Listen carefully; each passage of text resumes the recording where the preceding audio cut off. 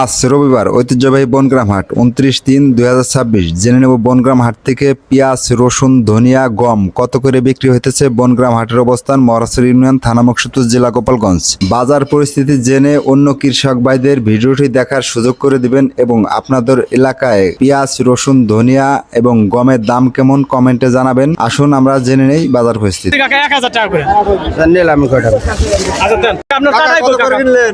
হ্যাঁ, কত করে কিনলেন? 1000 ভাই কত করে বিক্রি করছেন? ভাই 1000 টাকা করে বিক্রি করছি ভাই। 1050। রাখি পেঁয়াজ গুলো সাইজ দেখেন কত বড় বড় পেঁয়াজ। ভাই কত রেখেছেন ভাই? এটা কত কইছেন? 900 কইছেন। ভাই 800 বেচবা 850 বেচবা 900।